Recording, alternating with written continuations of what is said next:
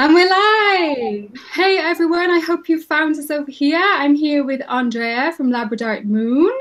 I can never say that properly. Why can't I? It just doesn't roll off my tongue properly. You said it perfectly.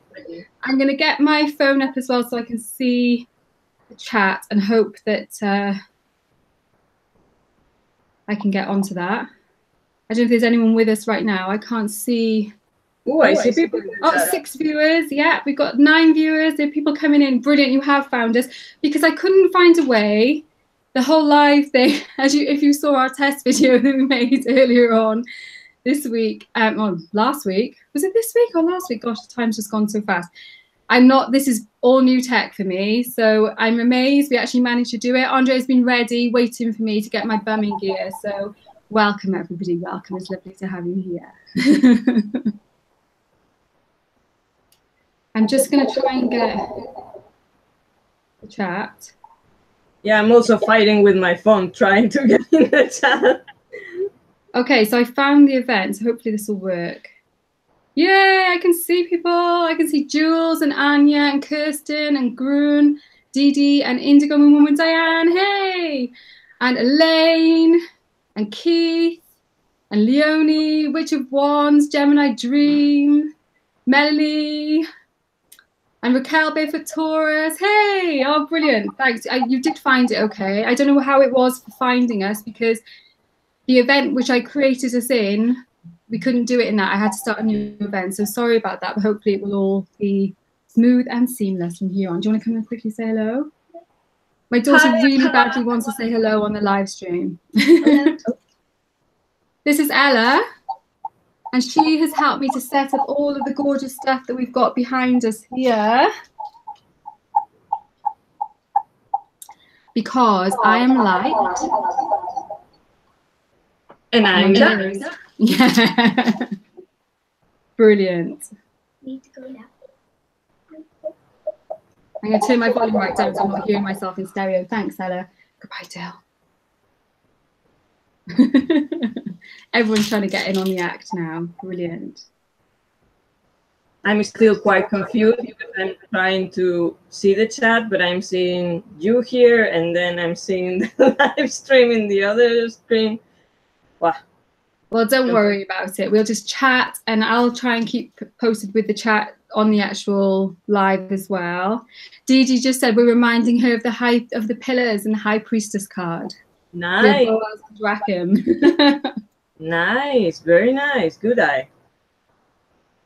Nice. Yeah, and that was the idea. And it was Andrea's idea. She was like, why don't we do, we'll set up. So, we are going to be this. Just because I love to get in a little bit of a gothic mood. Yeah. Oh, Crystal Mama's here. Hey, Crystal Mama. I have to pour myself some tea. Yeah, poor Andrea was waiting for me because I was like, she Facebook messaged me and said, are you ready? But that's because I have the whole day free. Like I have nothing else to do. So. Okay. Well, that's good. So you've been getting ready all day. Yeah, basically. Oh, nice. Okay, well, I tell you what, I'm going to do something to get it out of the way first. I wanted to make the announcement of who are the winners of the Green Witch and the Herbal Tarot, because otherwise I might forget, and that wouldn't be good. So I did the draw. I actually did it earlier on today. I said I was going to do it yesterday, but I didn't get around to it yesterday. So I did it earlier on today, and they weren't. Let me count. 1, 2, 3, 4, 5, 6. There was about 30 odd people, but drum roll. Carmen, the Herbal Tarot is going to be coming to you. So if you could email me, the best way to do it is if you go to the About bit on my YouTube page. I think there's a link there that you can email me. And Mystic Aura, this book will be coming to you. So if you could email me and I'll get your addresses so I can send those off. Congratulations to the winners and commiserations to everybody else. There was loads of people who took part, so thanks to everybody who took part as well. Yeah, congratulations. I'm Right, Andrea, you chat for a little while about what we're doing so I can have a cup of tea. Oh, wow. Okay. So, well, I have a few notes actually here. Maybe I overthink this a little bit too much, but I was really excited. So for me, it's especially about the fall, and I've been reading about Mabon and all this change in the season. And of course, we nowadays don't really see the harvest in the same way because we don't work in the fields. We are very much lost sometimes in the concrete and glass jungles that we have today. But it's a different kind of harvest for me.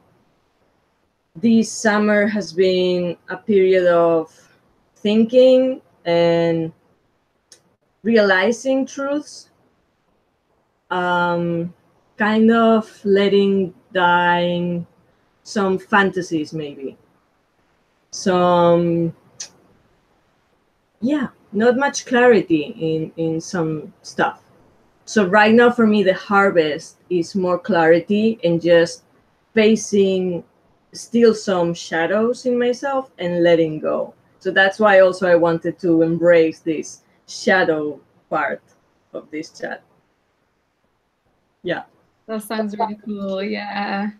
Yeah, I find that every year at this time, obviously, like you said, we kind of, because of the way our farming and things is now, and because of perhaps if you're not living out in the countryside and stuff, you don't see that harvest. Mm. Like Mabon would have been like the second harvest, the sort of fruit and yeah, you know, those kind of richer things and starting to make wine and stuff like that at this harvest. But we don't see that. And I think we can connect into that kind of natural aspect of it as well still, despite that. But I definitely feel the same way as you were saying there, that it's every time this time of year, I always start feeling like that. It's like, right, okay, so let's look back. I'm already looking towards 2019, what's going to be happening, because I'm thinking, right, what am I harvesting? What have I planted this year, which is ready and ripe, you know, and ready to kind of start, well, you know, to reap the rewards of really, and what are the things which need to be turned back over into the earth to die, you know? So yeah, I definitely feel it's more of a, I don't know, not more. I suppose there's a balance. Is the natural world is doing it too, and that makes me feel that way definitely within myself. But obviously in the Southern Hemisphere, I'm not sure if we've got anyone from the Southern Hemisphere in the chat.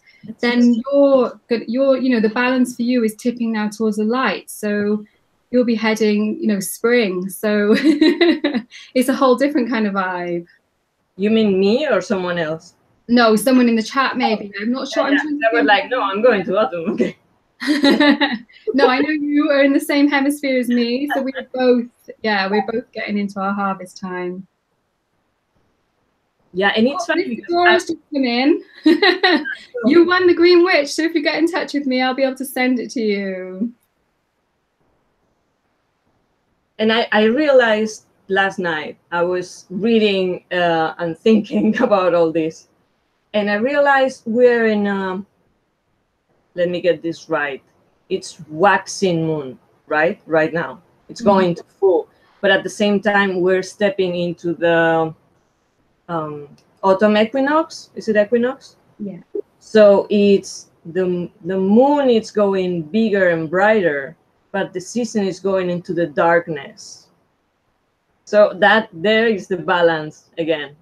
When I realized that, I was like, whoa, this is nice.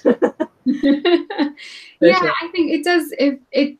And that's what I love about working with the moon cycles is that even though overall, you know, if you're working with a solar cycle as well, then you do a much more gradual shift from light, high point of light back down to the darkness. But with the lunar cycle, you get to work that every month within the solar cycle as well. So, you know, we've got our light and darkness within it as well. And yeah, like you said, sometimes when the moon is big and bright, it kind of helps us to counteract the kind of darkness that's coming, I guess. Yeah.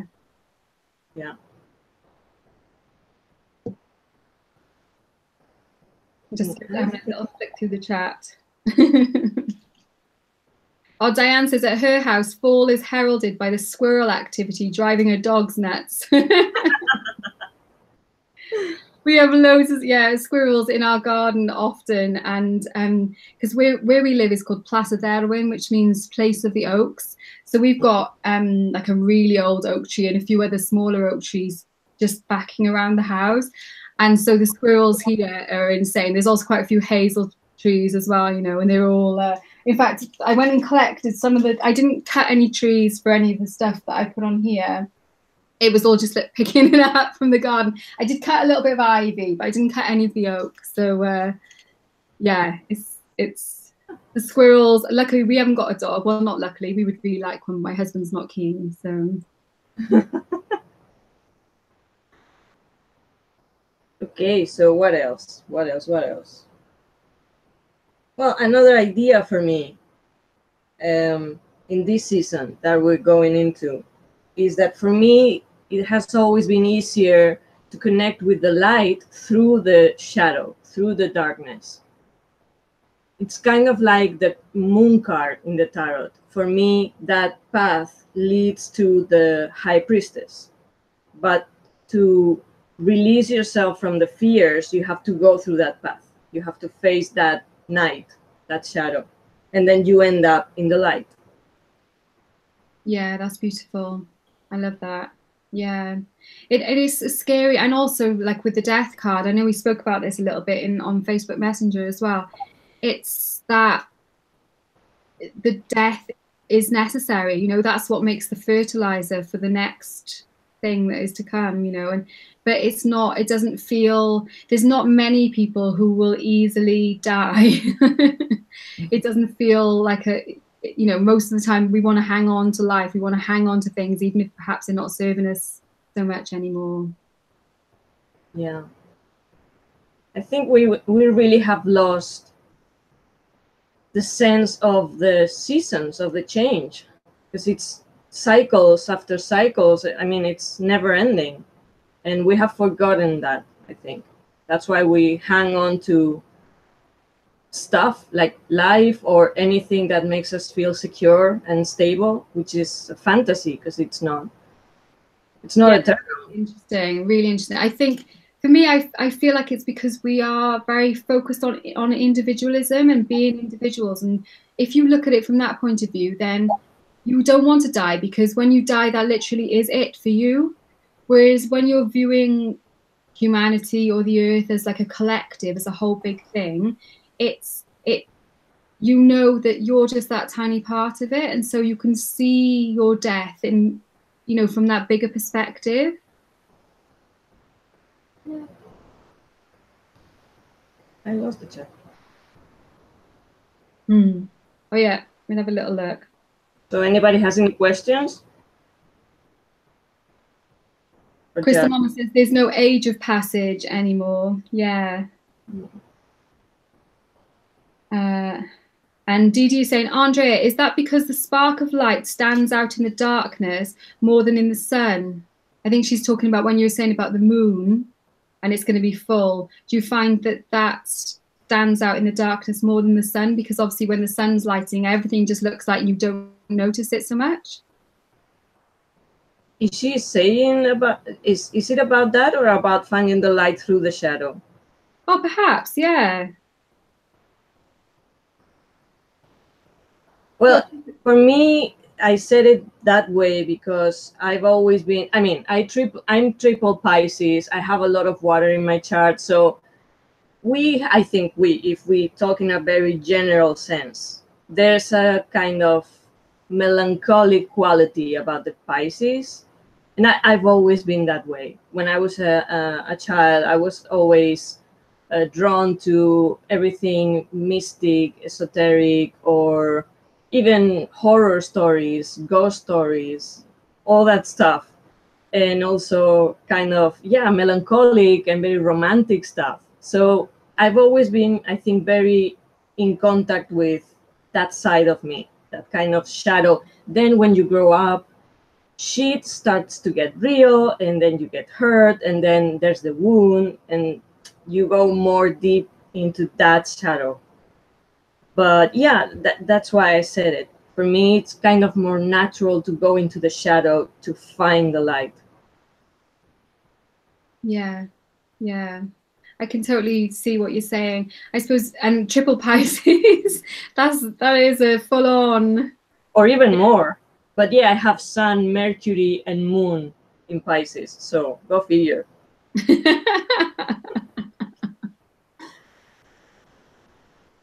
Yeah, sorry guys, I'm enjoying my tea, so I'm trying to I'm saying hello to some of the people in the chat. I didn't notice Jen come in. She's there now. So welcome, Jen. It's lovely to have you here. I hope you're feeling okay, as I know you've had a lot of difficult things happening at the moment. And Sarah's here, and her daughter's trying to get in on the act. She's trying to be in the chat as well, I think. Everyone's welcome. Yeah.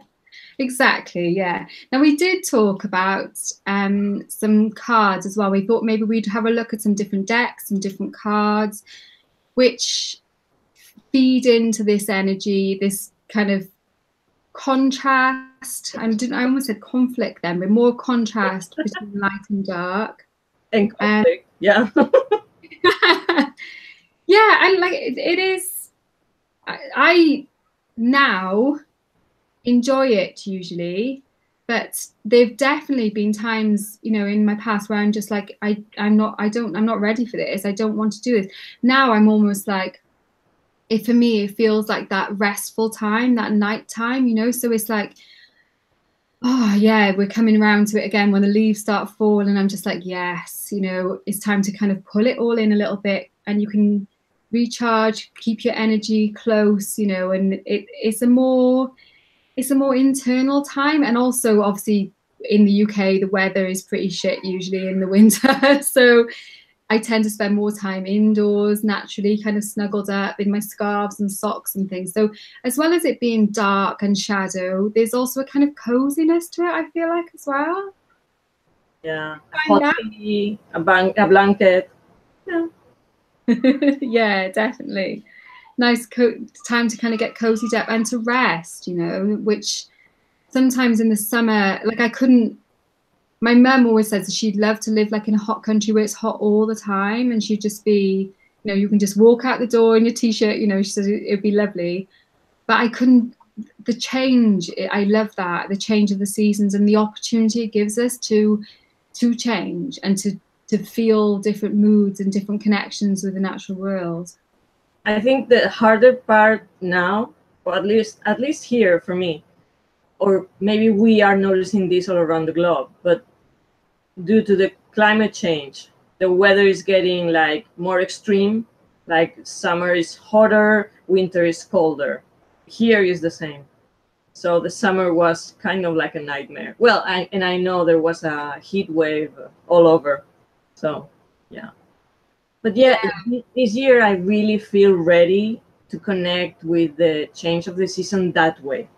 Not just, okay, it's going to be colder, it's going to rain, it's going to be wind, whatever, but in a more internal way. Yeah.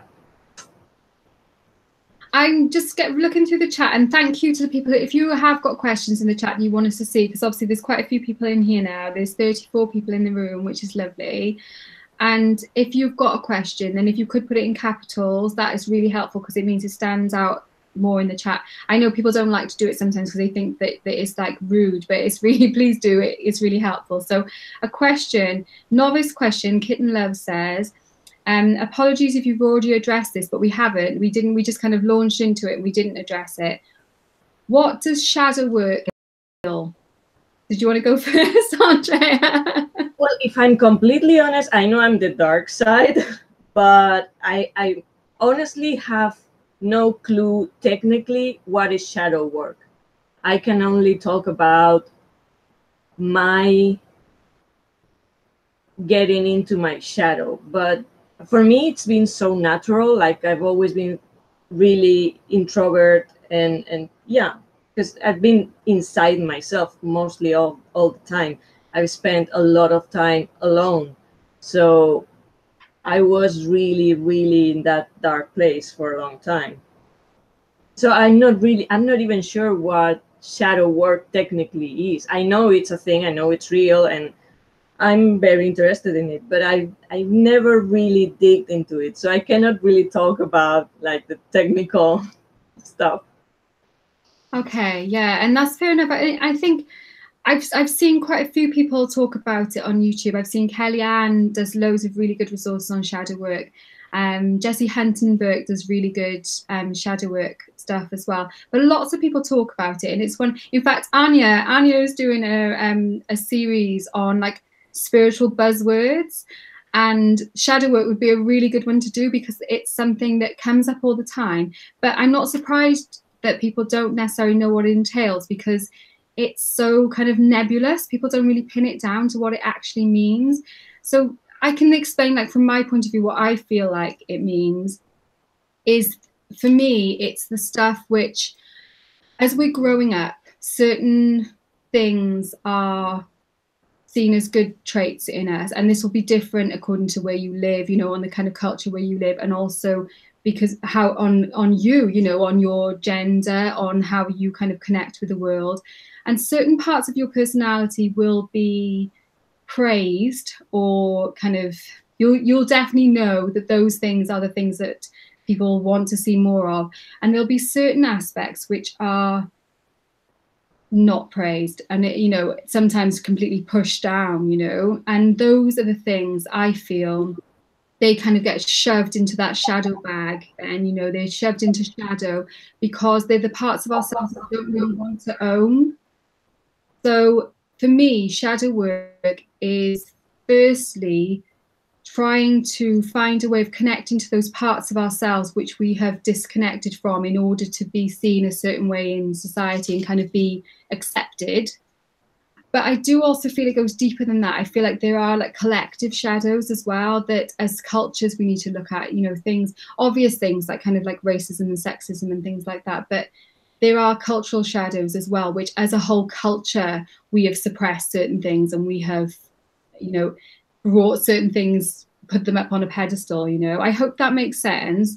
She was also saying if there's a way to use tarot to do shadow work. And I know for me, tarot is a really important part of my shadow work. And I read for myself very often. And I think if you start reading for yourself and really take heed of those cards which keep coming out all the time, that you will start getting little prompts towards what you need to be concentrating on with shadow. I'm not sure if it's necessarily the best way of identifying shadow. I think usually that is more to do with looking things like inner child work and stuff like that. I find more useful, but it's really trippy now because I'm looking at the chat where I can see me talking, but not the same as I'm talking here.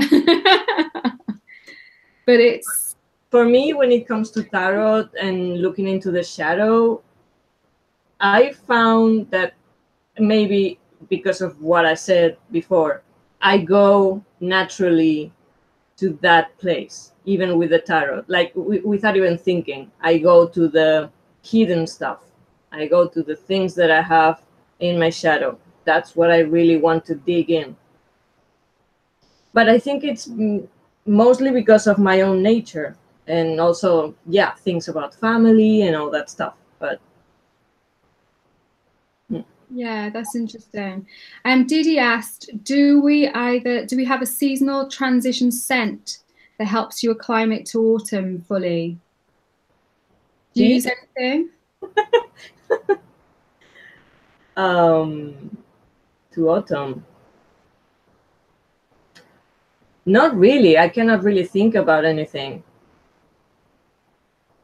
I tend to find this time of year, I often in the full moon circle, which is part of the Patreon I've just started.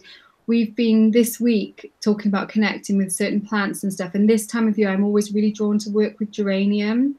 I feel it's really, for me, it's definitely really balancing, and it just helps me make that track, because I sometimes find that shift from Virgo to Libra a little bit jarring. So it, you know, is so down to earth, so practical, and then all of a sudden, boom, you know, we're in air. So So you really got to kind of like leap off from the earth. You know, it's the Fool card. You know, you're getting zoom into that. So I do find geranium particularly helpful. If anyone else has got any suggestions, please put them in the chat as well, because different years, definitely I do feel other things as well. But I've noticed for quite a few years, geranium is always like, I'm like, right, I'm ready to work with geranium now. And it's obviously now, it won't be too long before the geranium starts to die back as well. So yeah, so I don't know. I think it's a way of connecting with the season energy as well. But yeah, that might just be my weirdness. The only thing I can say to connect with the season is through the teas, because I had the teas and infusions. I mean, I had the tea shop, so for each season you had different flavors. That's the only thing I can think of. Maybe some candles, but yeah, more like cinnamon and orange and apple, that kind of stuff. Oh, I love cinnamon tea. That sounds amazing. I'm just looking if there's any other questions. People are talking about the seasons and how their seasons are, which is lovely. And how whether the seasons change very much in their neck of the woods. I think we already are very ready to change. I mean, like I really want to change clothes. I want to change, yeah, rhythm, everything. Autumn, please. No more heat. No more sun. I know. I feel like I was saying that in so many videos at the end of the summer. Is like, oh, I'm so ready for autumn. I'm so ready for autumn. And I really am. I'm really. It's been really windy here, and like you were saying, the energy of the weather is so magnified, it seems, the last couple of years, and so it's been really like whipping up a storm here today. Not actually stormy, but just really windy, and so like the leaves again swirled off, and some that maybe weren't quite ready, they're still a little bit green, are being just shooshed off the trees anyway. You know, it's really and Dee saying she loves the scent of apples and pears. Yeah. I've got some apples and pears on here. Yeah. There's an apple. And pears from our neighbour's garden.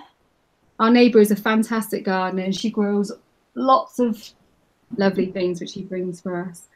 Yummy. We're really lucky. So you want to start with the decks? Or? Yeah, should we dive in with the decks? I don't think there's any other questions about the sort of general things. Yeah. Well, nature is having a hot flash. So yeah, with the decks, we were going to talk. Well, we said we pulled out a few decks to talk about sort of decks that are supposedly light decks and dark decks, and we were going to talk about certain cards as well. But if there are any more questions, do keep popping them in as well. Mm-hmm. And we were going to say I'll just do the light decks and Andrea would do the dark decks, but we realised that probably wasn't going to work so well. So we've both got a bit of both. So do you want to do one and then I'll do one, or? Yeah, sure. Do you want to start with the shadow or the light? I don't mind. Okay, I'll start with the light. This is okay. I have to explain something first, because as you can see, I'm more into shadow. So I'm not even sure I have really light choices, but I try to go with a more happy or easy, or I don't know. So the first one, it's not specifically light, but for me, I hope it shows, you know, Everyday Witch Tarot, because it's fun, it's light, and even the hardest cards have like a little bit different spin. I mean, death, it's pretty much, for me, it's obvious. It's like just cutting something that it has to go, and you open another door. It's really plain, like no drama, the card. So yeah, and it's kind of modern, funny. And this one I love, the Tower. That's what I was talking about. The more dark cards normally, in here, the witch seems like she's taken the tower down.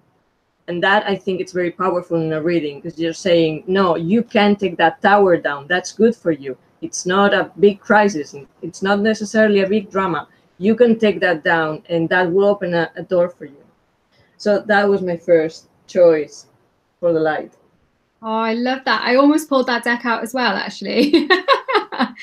And yeah, I totally agree. Yeah, normal. Totally agree. It is it's a very empowering deck because of the way, exactly what you're saying, that it's like when we read death cards, tarot cards, things like that, then obviously we are putting in it's usually more of a case of not literal physical death. You know, it is a case that is going to be a death of something. And obviously this time of year for the Northern Hemisphere, it is a death of this year, and we're going to be going into the dark half of the year. So yeah, I love that. And it's very empowering to read in that way. And what did you say first of all? You said something really awesome about how it's like light and yet, and yeah, that's what I was when you were saying that, like, it's kind of light but also powerful. And I think that's really, it's like clearer to read. And I was going to ask you, do you find that in general in the decks you think of a more light, it's like the cards themselves are easier to read than a shadowier deck? I don't think I'm the best person to answer that, because I love the dark decks. So I don't know. For example, well, I don't want to do a spoiler, but the one that I'm looking right now, it's one of my favorite ones, and it's really obviously dark in the theme, but at the same time, for me, it has so much light. So I don't know. For me, you can find both in everything. Yeah, and yeah. Should I grab one that I thought was almost funny in that it's Dark Days? But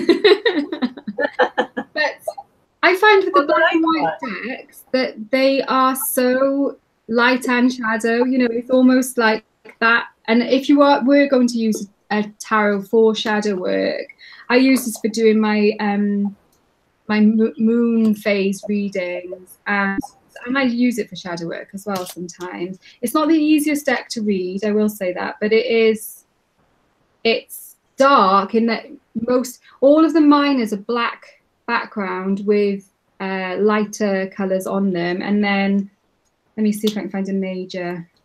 All of the majors are white with black. Is that showing up okay? I hope so. I see it okay. Okay, great. Yeah, I'll flick through a few. It's weird, this deck, because it's modern, and you can read it in different orientations. You can read it because it's a square deck. So when you shuffle, you turn parts of the deck. So some of the cards will come out, you know, in different orientations. So you don't just read reversals. You also read left and right.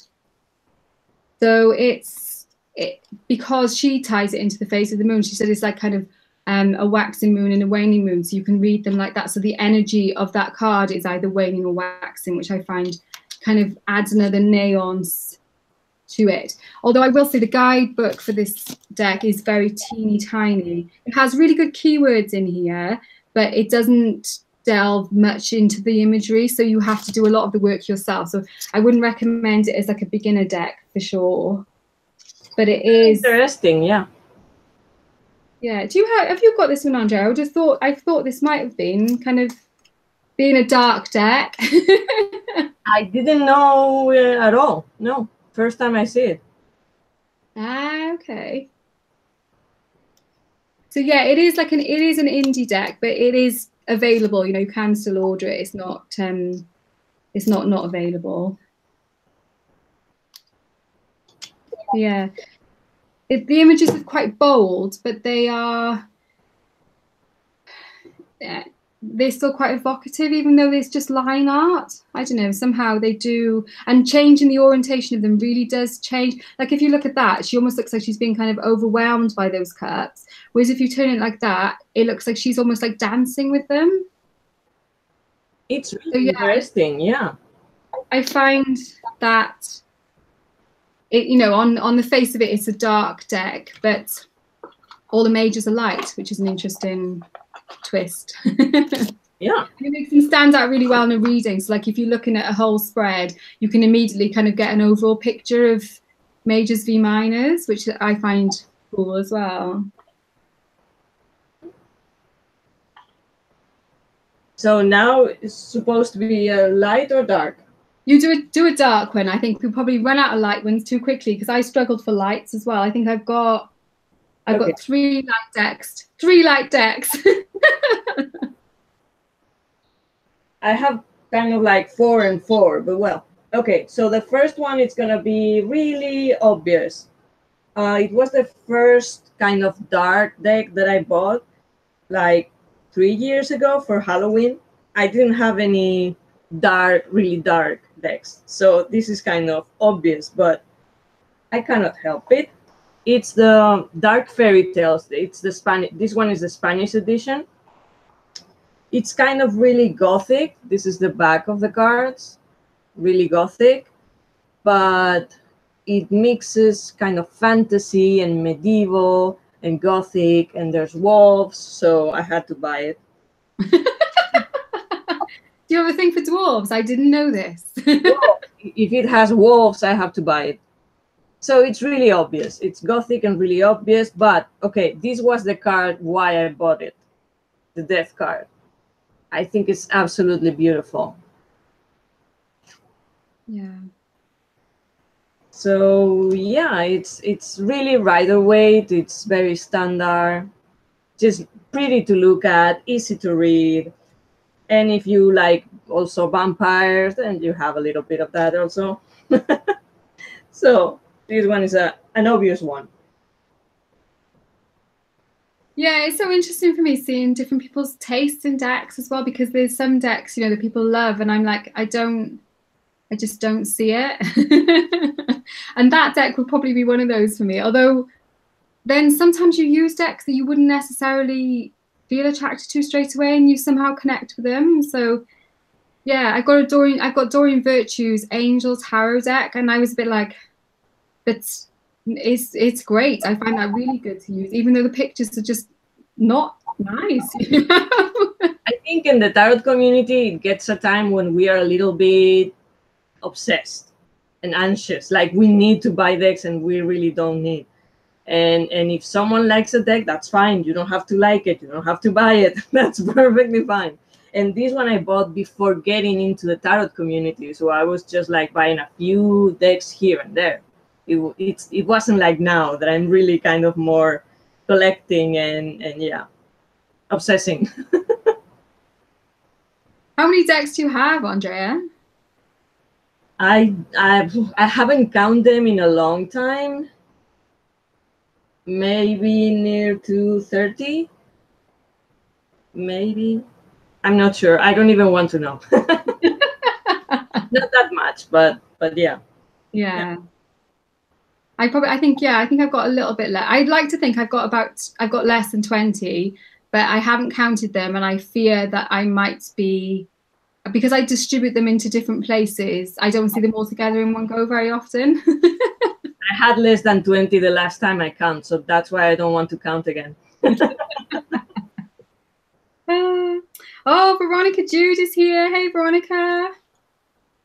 The Mystic Horse says even he likes the Angel Tarot deck, so it's okay. I should have pulled that one out actually as well, because that could be one of our light decks.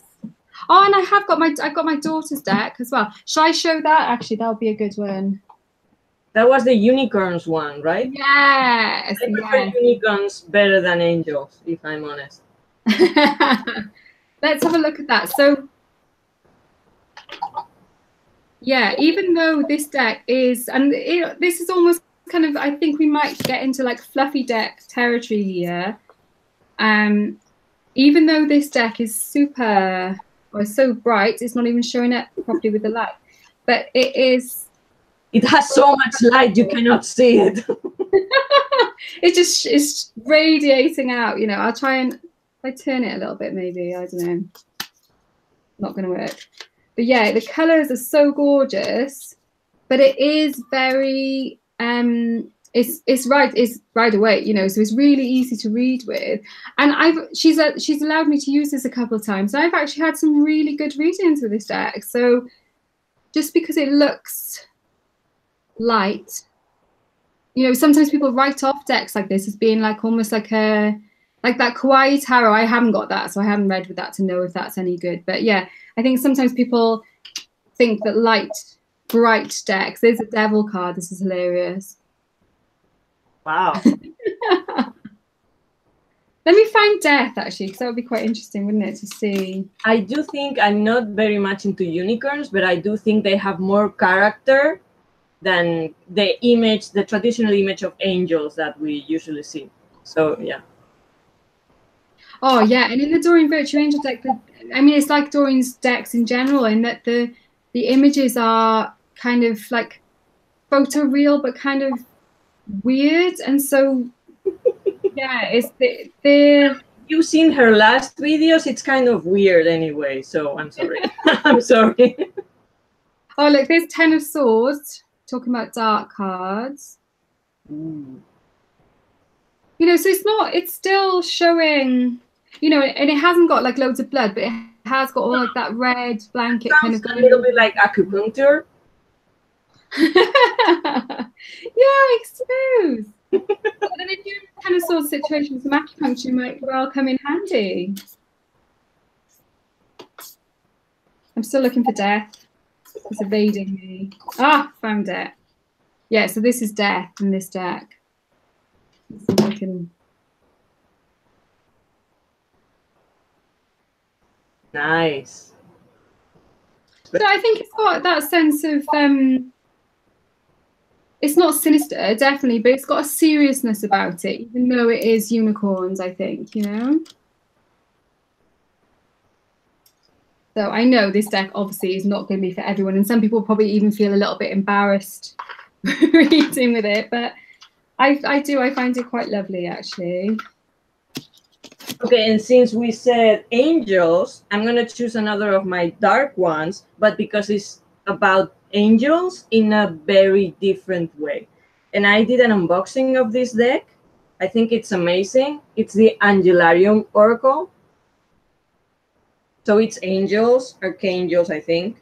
It's following the Tree of Life from the Kabbalah, but in a very, very, for me, it's almost kind of cosmic, alien, but beautiful kind of way.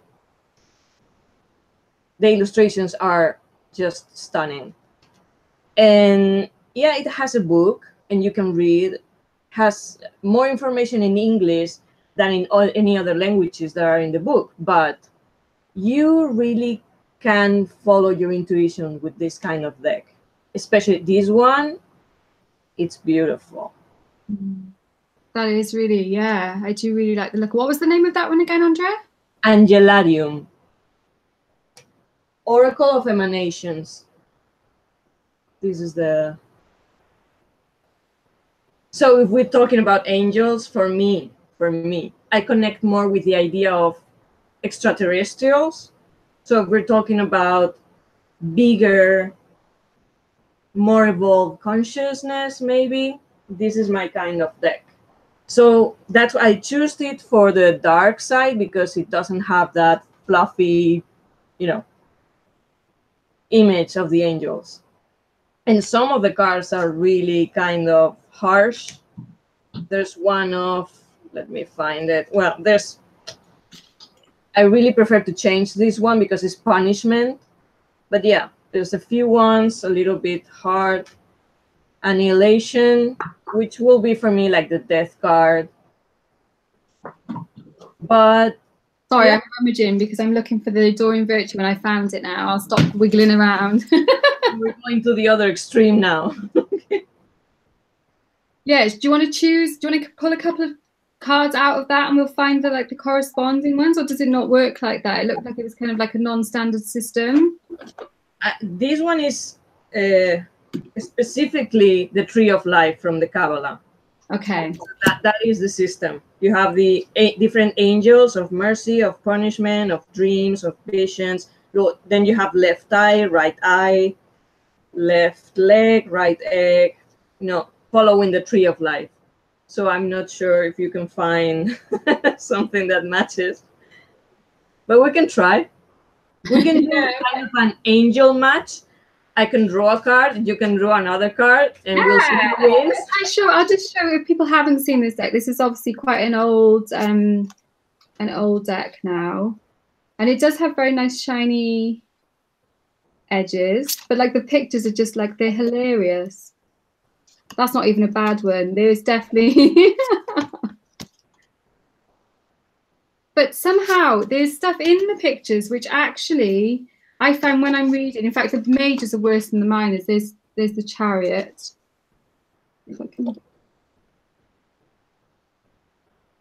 They're super cheesy, and yet when you read with it, somehow stuff does, like, look at that. He just looks totally pissed off. Archangel Michael, poor guy. We have Jeff in the chat. Hi, Jeff. Oh, hey, Jeff. Okay, go on, and you shuffle and pull one from the angels, and I'll pull you a matching angel from Dorian Virtue. Okay, let's see.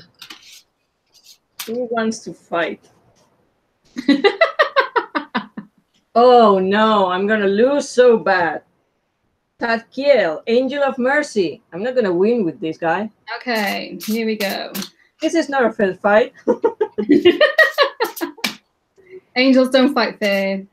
Yeah. Okay, what have we got?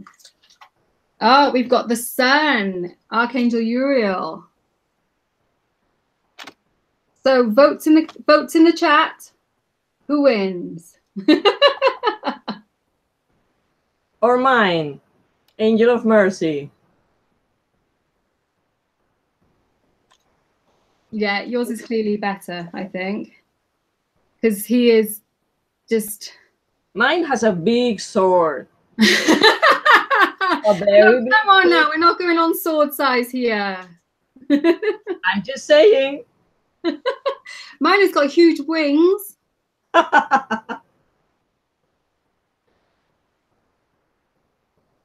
Okay, mine has huge horns. What do you got? Well, I'm just looking at the chat to see who is. It's. Light always wins. I don't know. It's looking pretty close, actually. It's looking pretty close. Do you want to take one more? Okay, sure. Come on, baby. Give me something stronger. Oh, come on. I'm not going to win tonight. Duma. My side, because I'm the light. Duma, Angel of Dreams. Duma. I am liking the look at that deck, though. I haven't seen it before. Yeah, no, there's not a lot of unboxings or anything. That's why I did mine. Okay, so I've got Archangel Jeremiel. Renewal. Okay, you know what? I'm sorry I'm changing the camera. I'm taking it off of you, but I just realized we're trying to do like a match, like a fight, and they are working together. I mean, renewal and dreams. Come on. Yeah, yeah. That's nice. We're all winning.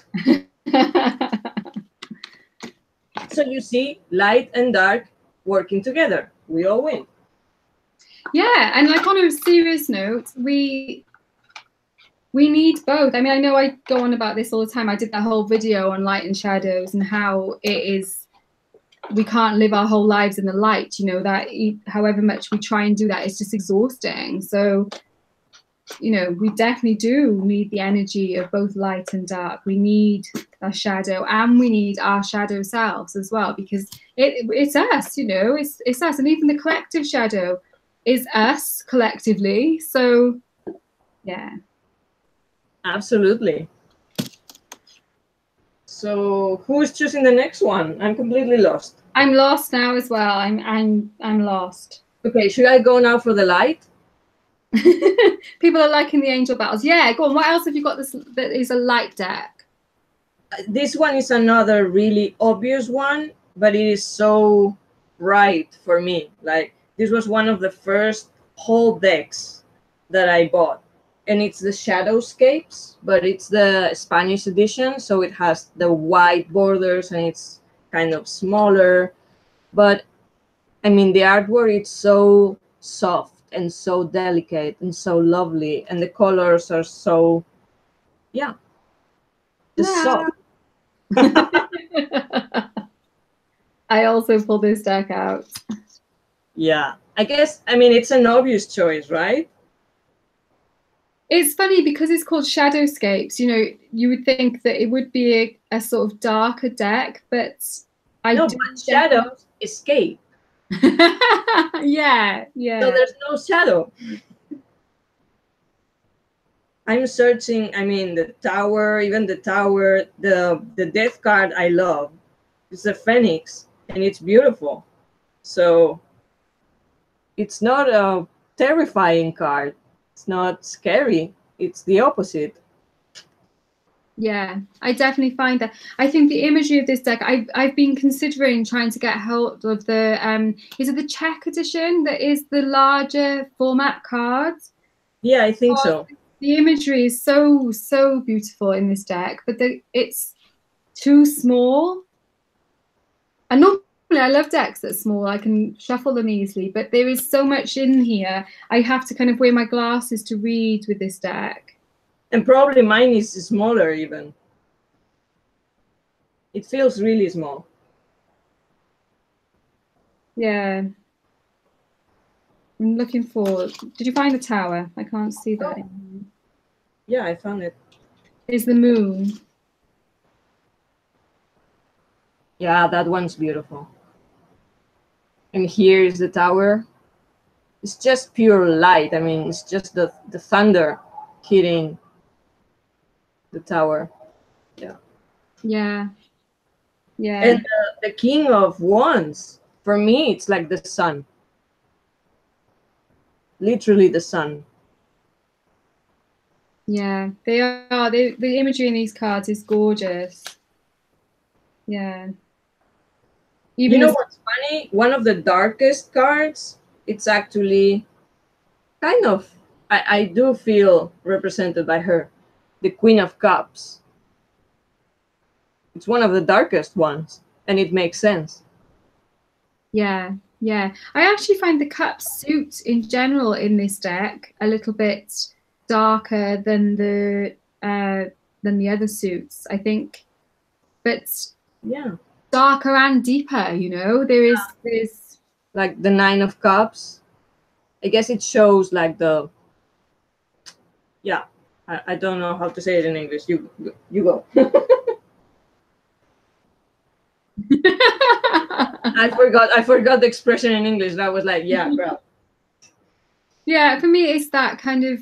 Normally, I find in decks, the decks are really kind of harsh on the air. They're harsh on the swords, and so the swords will be like the most negative suit in a deck. And I don't find the cups necessarily negative in this deck, but there's sometimes there's a lot of emotion in those cards. I'm talking about them. I'm going to show a few. This light is. I'm going to move it back a little bit.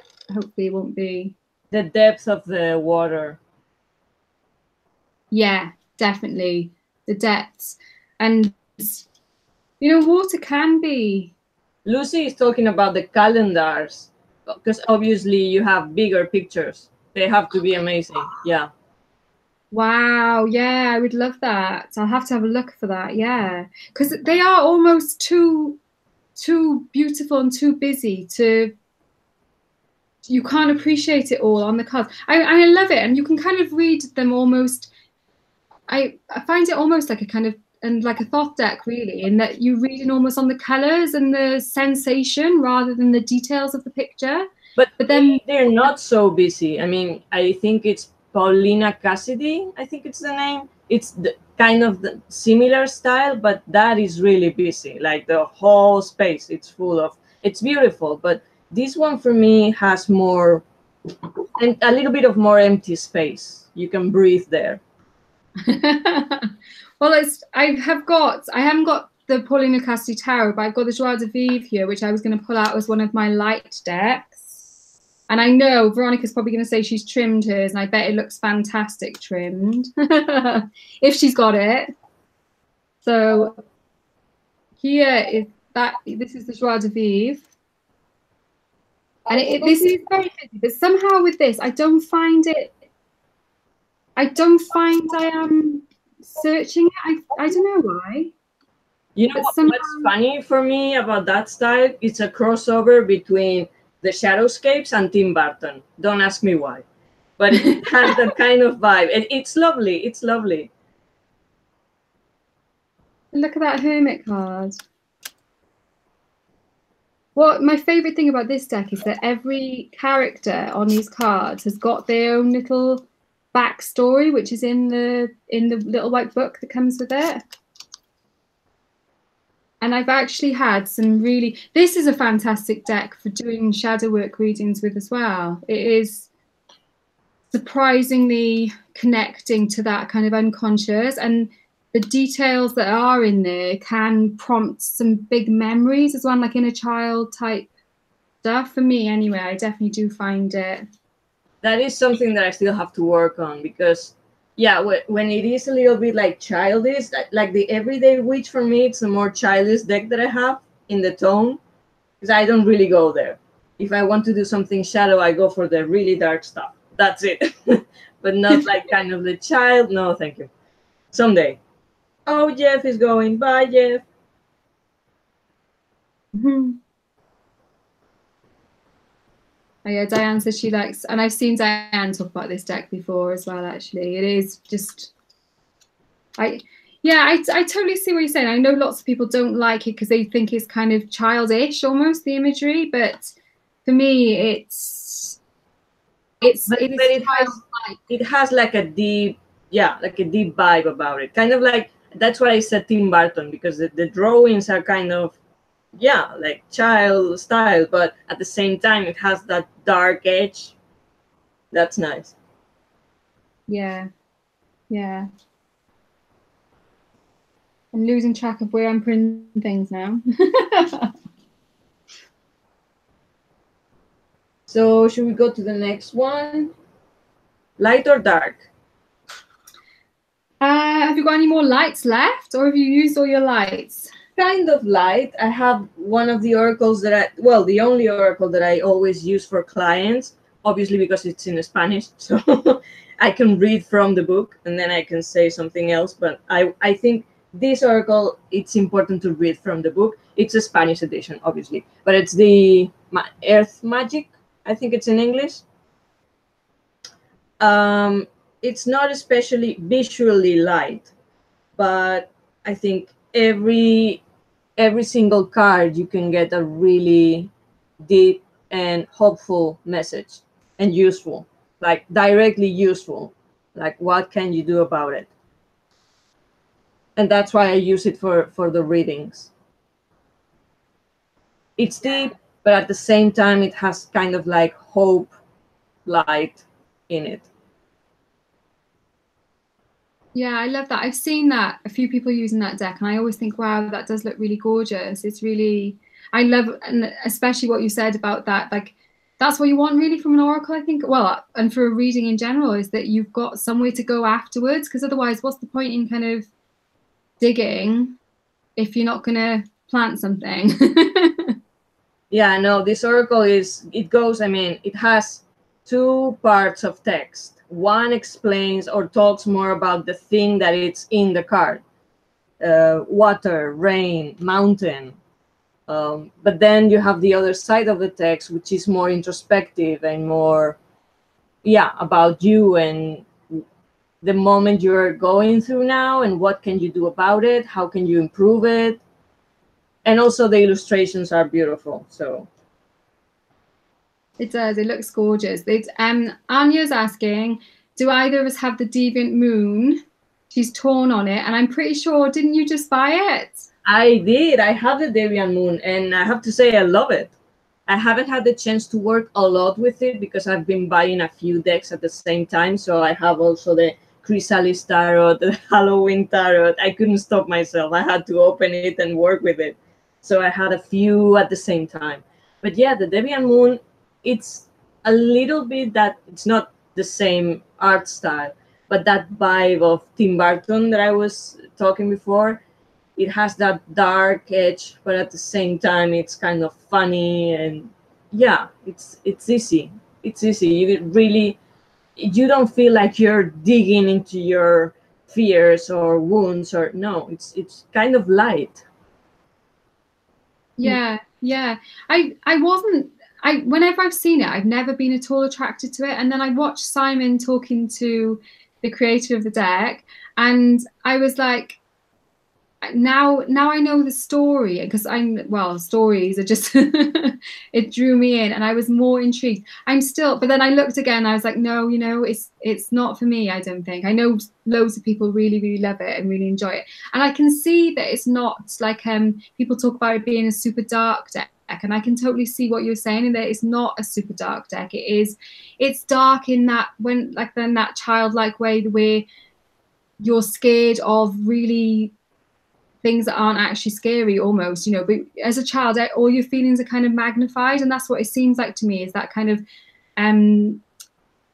shadows and stuff which could jump out at you, but it turns out that it's just your dad or something. It's like, I'm not explaining it very well, but it's not a terrifying energy. It's just it's a fun and deep energy, if that makes sense. I think for me, it reminds me when I was a kid, I liked the nightmares, these books, nightmares, these stories, horror stories for kids. And I always liked horror movies and all that stuff. So for me, that's why I think Tim Burton or that kind of thing, it's like exploring, like in a carnival, you can go there and step in another world visually, but it's not something scary. It's not something that it's gonna hurt you in any way. It's just, it's gonna spark your imagination. And if you have that kind of gothic vibe that I have, you're gonna connect with it. I think that's exactly it. What you're saying is that's why it doesn't call me, because I know I can't do the whole carnival thing, because I would genuinely be scared. And this is also why I can't watch horror movies and things like that as well, because I don't do well with that kind of energy, which I think is why the deck, even though, with the story and everything, people were saying he was super cute and he talked about it so well. How weird though that he's not a reader, that he doesn't read. Did you find that? That blew me away, really. No, I think he's an artist, and that's it. And I think we all connect with everything in our different way. So, yeah, no.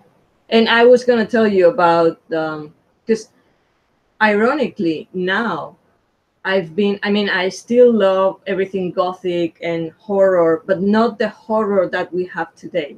Nowadays is too much gore, too much is so disgusting. I mean, there's no spirit behind. It's just blood for the sake of blood. So it's not that kind of horror. It's more like the 80s maybe, but not like the gore stuff. It's more innocent. It's more like the horror or the surreal side of life, but in a more innocent way, I think. And that's why people, when he saw his interview, they saw that in him, that sweet, more innocent maybe, or that impression of being so nice and so sweet. That's what you can find in the decks, actually, despite the style or the theme. Yeah, and I do understand that. I remember reading a really interesting article about this guy who writes horror novels, and he was saying that actually people come to horror because it's life affirming in a way, in that it's like it takes you almost to that. And like his horror novels were quite tasteful. I don't know, it's not just like gore for the sake of gore, like you're saying. It is like a plotted out good stories as well. But that he was saying that people connect with that because it helps them to kind of come to terms with that whole light and dark in themselves, really. Yeah. Yeah, I think that is actually completely true. When we feel attracted to that scary horror kind of stuff, it's because we are trying to find that in ourselves and maybe face that we usually don't face.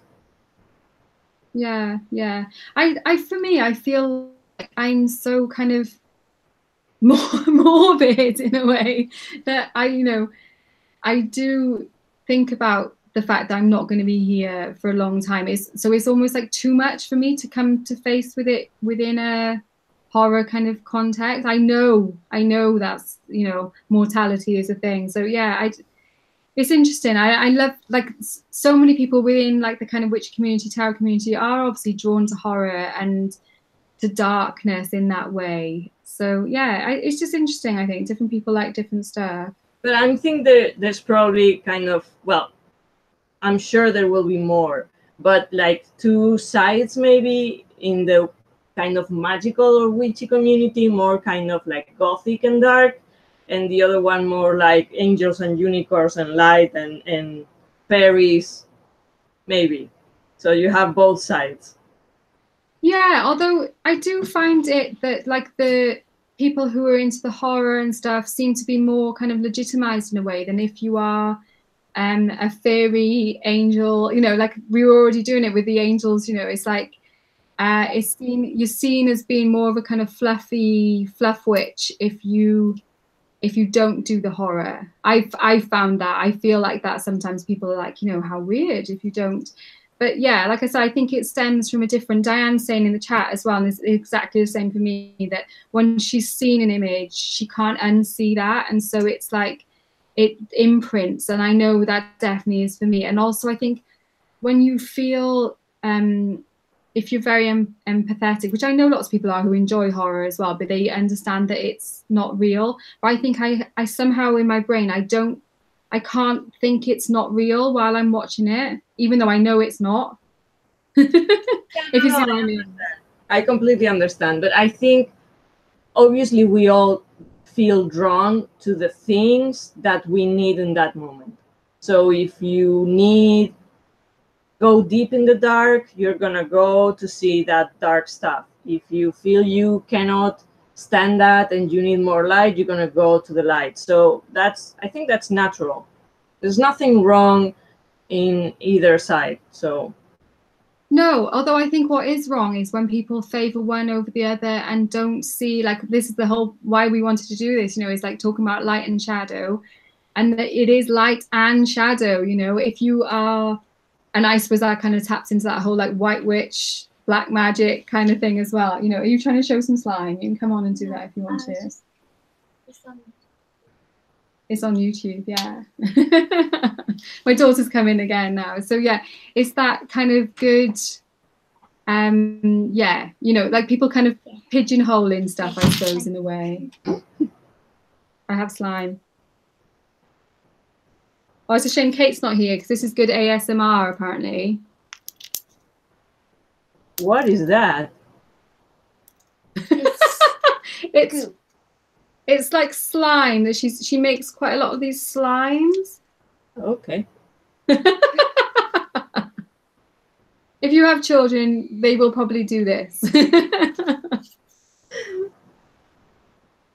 Okay, so about what you were saying, I was thinking, because we're supposed to be ending this dark period of time, right? Like we're finishing that. It's supposed to be 2020, I think, when we get out of that dark period that we're living in right now. And we see it in the news every day, like the kind of, I don't want to say dark and light because it's not the same that we're talking here, but kind of everything is getting more radical, the positive and the negative. So I guess now, yeah, the trend, the fashion thing to do, it's more raw and more dark, but in a bad way. Like what I was saying with the movies and the TV series, they're all getting really raw, and that's supposed to be like good quality, and it's just kind of too much, even for me that I do like the shadow and the dark. So, but yeah, that is just fashion and trends, and that will pass. Yeah, I understand what you're saying. I feel, for me, I think because I'm seeing it, even though obviously things are really shit crazy at the moment and batshit crazy, really. I think we are becoming more connected as an Earth. Actually physically connected through technology and stuff as well, which I think is kind of magnifying everything. And I feel like this is like the last gasp for the kind of old ways of doing things. So I'm being light. I'm hopeful. I'm hopeful that actually it's going to, I mean, I know things kind of, the pendulum swings back and forth towards different things, but it seems to be getting like more and more extreme. And so I am hopeful that actually in the future, as long as we don't kind of cock it up and destroy the human race, we will get to a place where we can embrace our light and shadow, and we can be connected and use that kind of, we have actually got like a collective consciousness now, the internet. Yeah, I do believe now in these times that individually more and more people are being more aware and awake and conscious. So the light is growing, if we want to see it that way. So the dark is going to try to hold on to the power that used to have. So that's why we're seeing right now those extremes. But I think it's just because it's like a small kid having like a tantrum. So I believe it's kind of like that. But if we keep going, if we keep working inside ourselves and evolving and being better in ourselves, by ourselves, I think that will win actually at the end. Yeah, I love that. That is what I was trying to say. Like you were saying, it's that kind of push pull between the light and the dark, and a tantrum is perfect. Is a perfect way of kind of describing it, I think, at the moment. And yeah, thank you. Oh, you're welcome.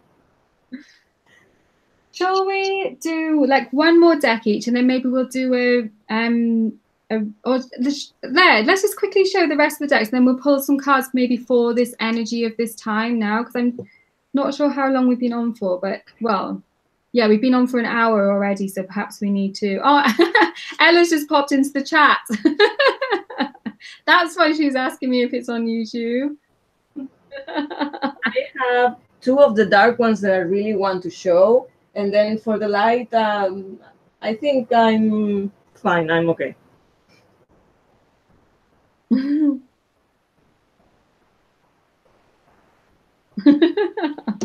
Okay, so I thought this one was quite an obvious one for light, a good tarot. I haven't used it that much. I used it for one of our dark moon circles, the live circles that we have on here, but and I've used it for a couple of my own readings since then. And the main reason why I don't use it is because it's so bloody big. It's like Oracle deck size, or even wider, and it's just that's not fun for me. It's frustrating because when the artwork is so nice, it's good that it's big, but if you have small hands, yeah, I feel your pain. I had to trim the druid craft, and it's still hard to manage. So yeah, and like this, I mean, I suppose you could trim it, but it's not, it's already borderless, so it's not really. I wouldn't trim that one. I wouldn't trim it. I still haven't trimmed any. I've got like 3 decks in my possible to trim pile, and I'm still putting it off. But yeah, I think you could do something. You could Veronica Jude it, and you could maybe like square punch out the imagery, perhaps. I don't know. It wasn't an expensive deck, so it is, and I do like the imagery, although it is very like angelish, fairy-ish as well. And like somebody was saying in the chat as well, that that fairies can be just as dark as angels, and I totally do agree with that. Like if you're used to working with the fair folk, then you will, or a Tulwith Teg as we call them in Wales. And yeah, I do have a deck about Ella's that. causing chaos in the chat now.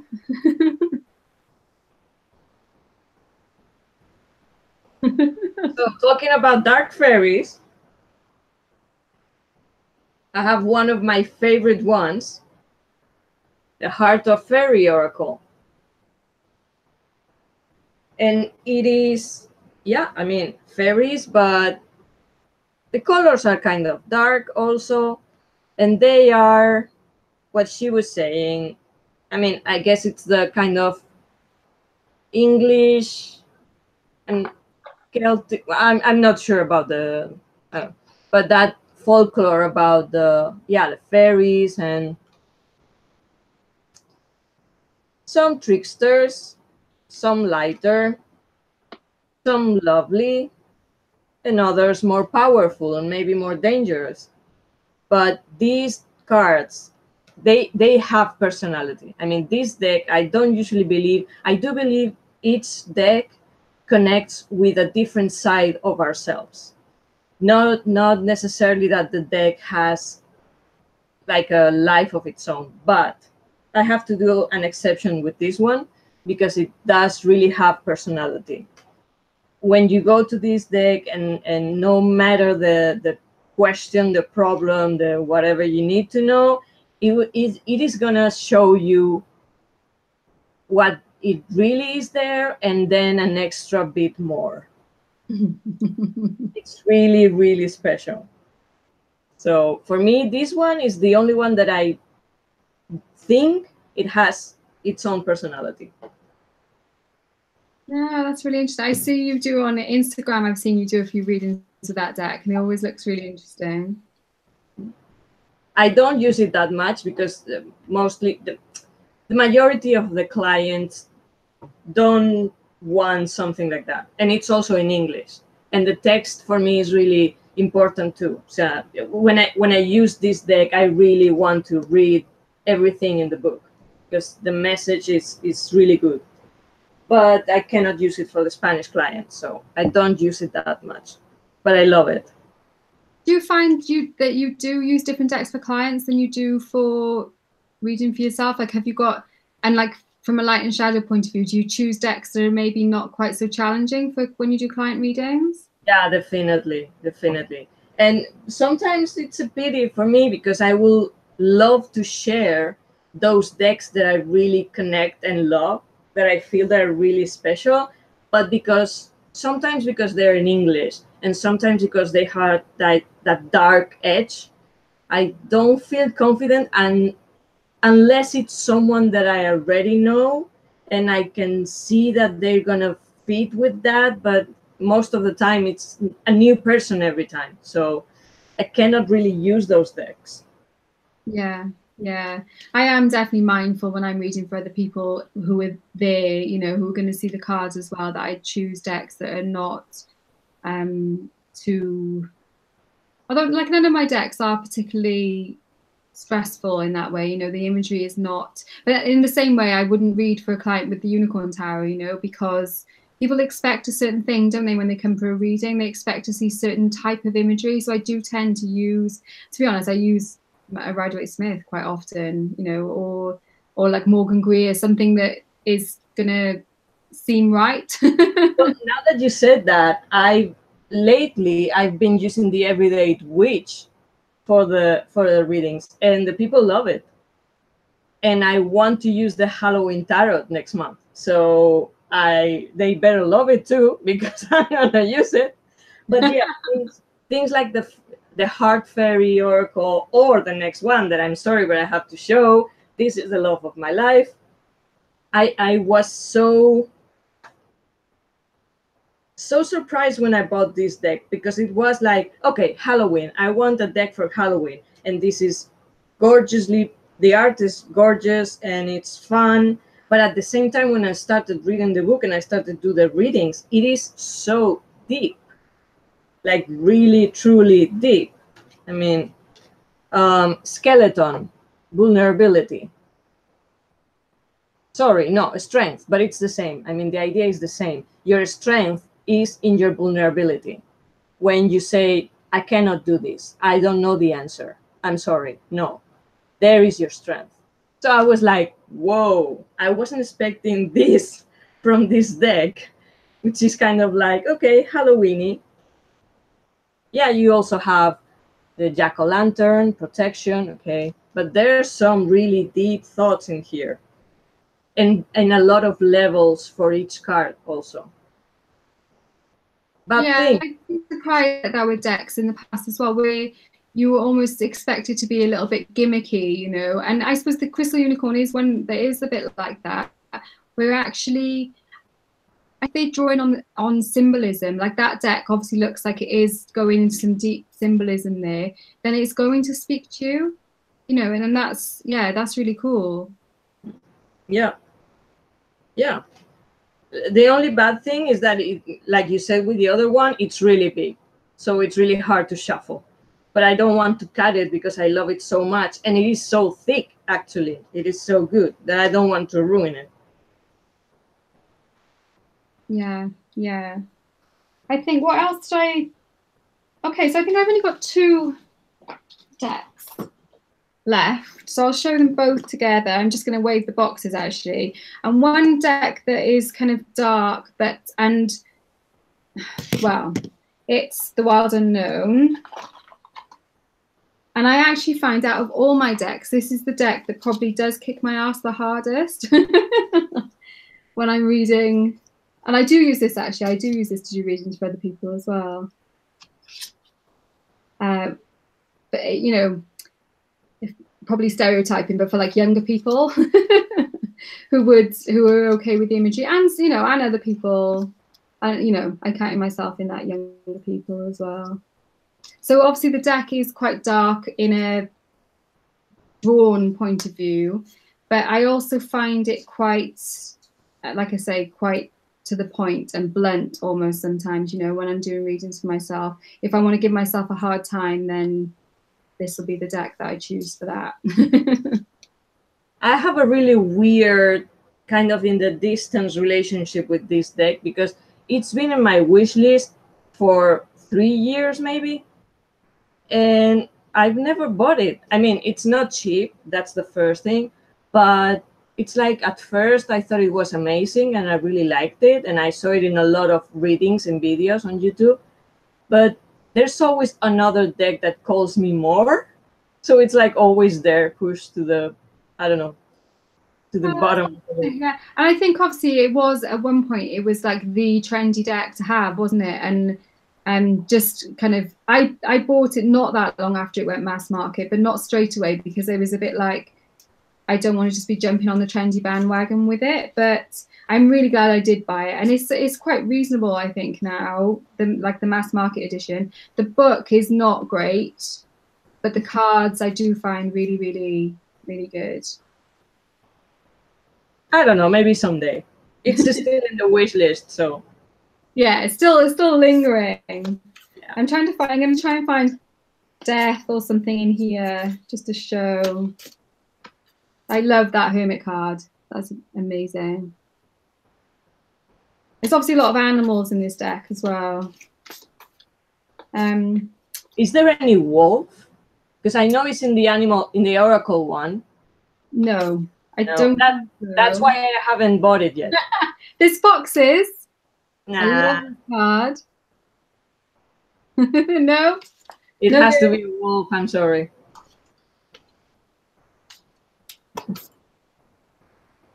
I love the stick, you know, the way the wands are drawn sticks, and they almost like there's so many portals in this deck. I love it. It really does like transport you to different places. And there's some real like imagery that we're all familiar with, you know, like with the eternity symbol and the 2 pentacles in there, you know, but it's putting it in a whole different frame by having it weaving it with the animals, with the natural world. And there's some quite gruesome cards too. And that doesn't scare you? No, because that's just actual decay. It's more for me, I'm better with still images. But you won't see that in the Deviant Moon. Yeah. Yeah. Yeah. And like the imagery, I think it's just the style. I think like when you said about carnival, I think that is what it is with the Deviant Moon. Is it's almost like that kind of theatrical scary. No, but Whereas, it's not scary, really. It's the theatrical part, kind of like another plane, another dimension, another world, but it's not really scary. no, but what I mean is like actual death doesn't scare me.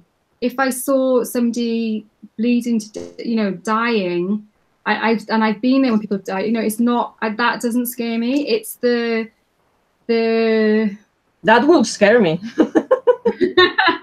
I'm not a fan of blood. Yeah, see, like actual, if people are bleeding or if people are hurt, that I'm I don't love it. Obviously, I don't want that to happen, but it just is what it is, and you just deal with it, But there's no layer of weirdness around it, which is what you get when you have like horror movies, and I think the Deviant Moon has that kind of vibe to me of a kind of, oh, there's the death card. Yeah, it's very natural. Yeah. And I think that's why in this deck, even though there are quite images of like rotting things and stuff, it doesn't upset me because it's just actual stuff rotting, it's visceral and real rather than theatrical. Yeah. Yeah, that's really helped me actually to sort of see that difference. But I'm gonna keep pushing it because I mean, I wouldn't have thought that I will be like defending the Deviant Moon this much, but it's not. It's for me, it's more like you said, the theatrical part, the carnival part, but it's in a very innocent way. It's like a TV series for kids with a mystery in it, but it's not really scary, not really scary.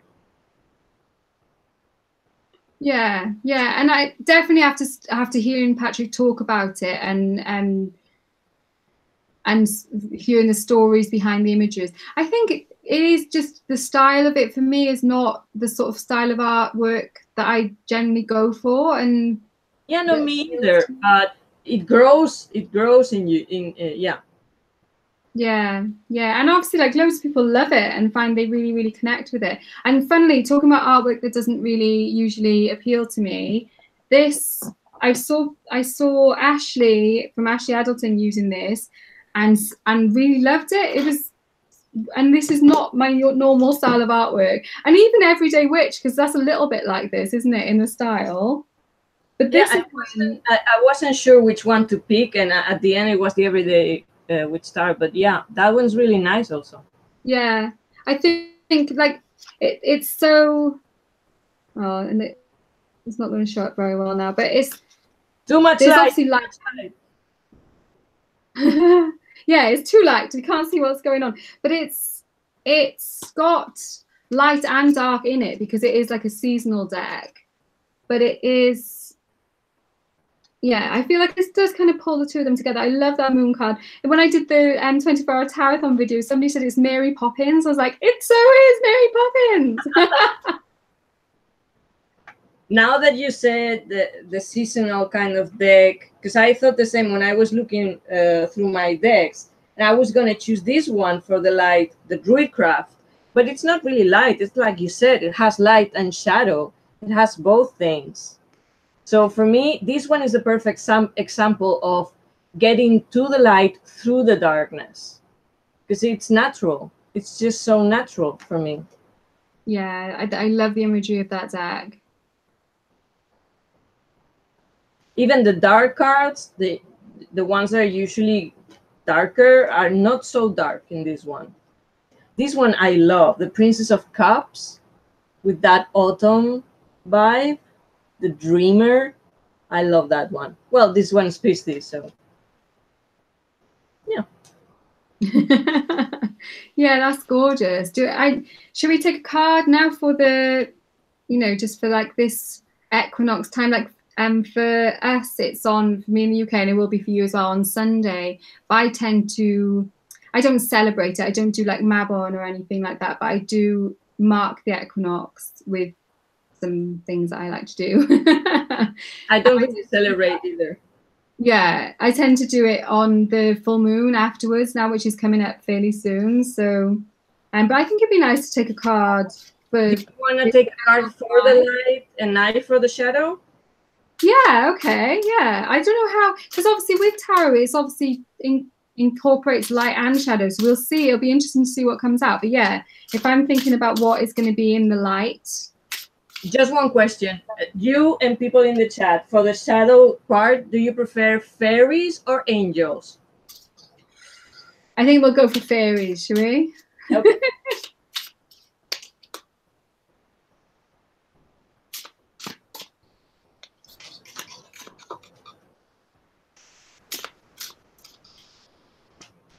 So do you want to start?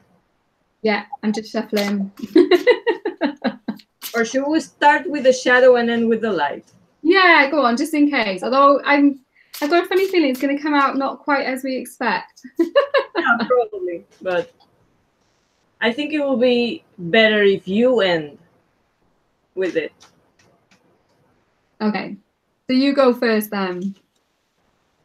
So what message do we need for this change of the season from the shadow? Whoa.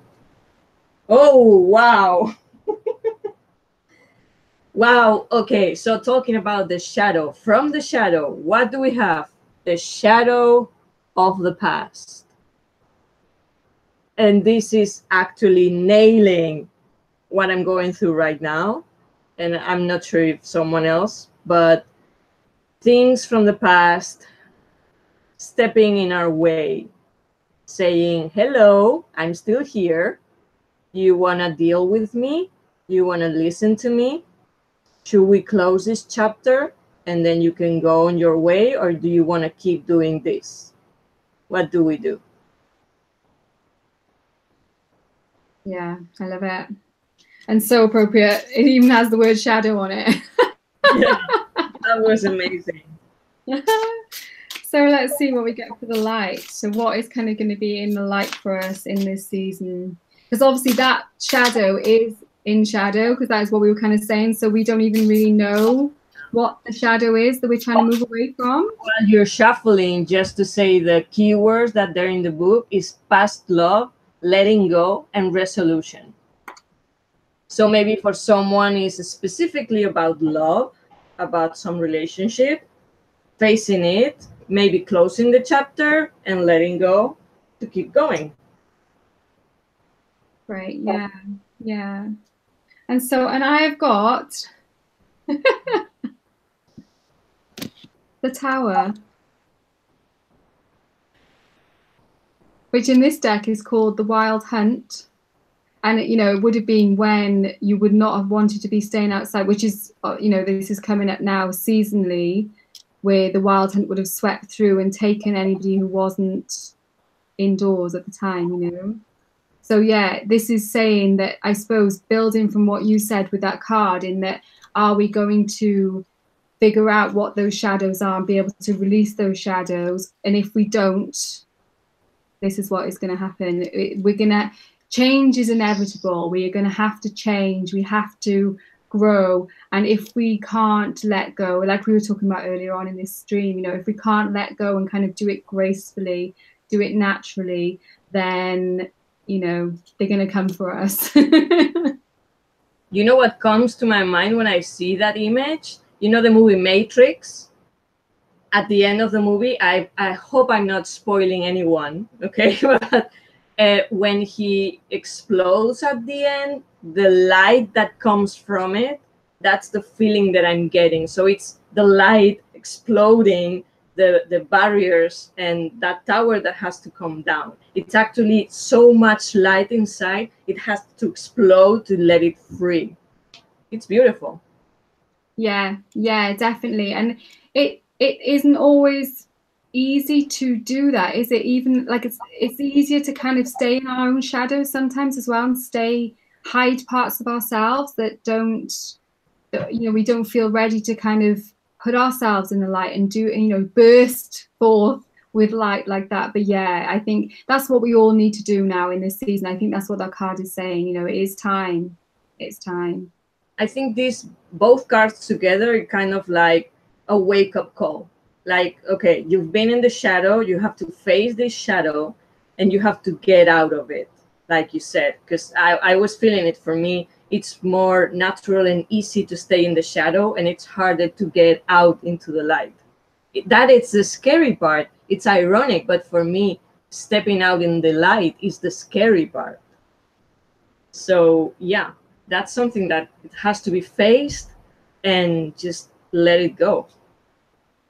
Yeah, yeah, and I think that is scary for lots of us as well, because I think it's if we can kind of sleepwalk through our lives and don't notice things, it can almost be easier in a way. But actually, yeah, a wake up call is a brilliant way of. I loved what you said about that. Yeah, we're going to get that wake up call if we don't do what is needed. It's going to happen.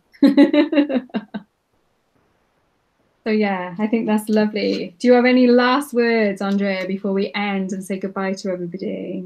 I don't really think we can top this. I mean, this was great. This was amazing. It was so cool. And the cards were so perfect. And working together all the time, like with the other decks. Yeah, we didn't really, like, we did have a little chat about on Facebook Messenger about what we were going to be doing, but we hadn't actually like really nailed anything down. So I think at the start I felt a little bit like I don't know how this is going to go, but it's been so cool. It's been really good fun. Thank you so much for being on here. Oh, thank you for having me here. I mean, it's been a pleasure. It's been a pleasure for me too. Thank you so much. I'm going to end it there. I'll just have a quick look in the chat to see if anybody's saying anything. Yeah, me too, because we've been out of the chat for so Oh, Simon. Oh gosh, yes, Simon. Yeah.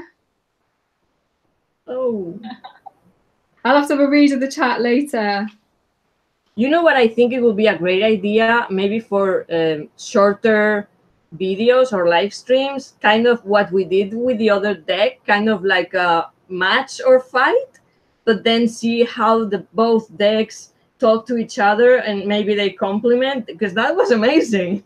Yeah, that was really cool. I thought, yeah, that would be really, really good fun, and just be like draw a card, and so not even like the same card, because me and Anya did that a little bit on Instagram Live. We were like talking about the same card from different decks, which was really cool as well. But I think like that, when we were just like check this card out, and see, yeah, that was really good fun. Let us know if you fancy that.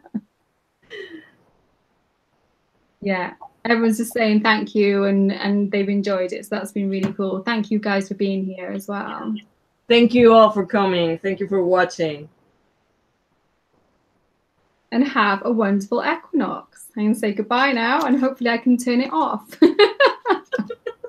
Bye, everyone.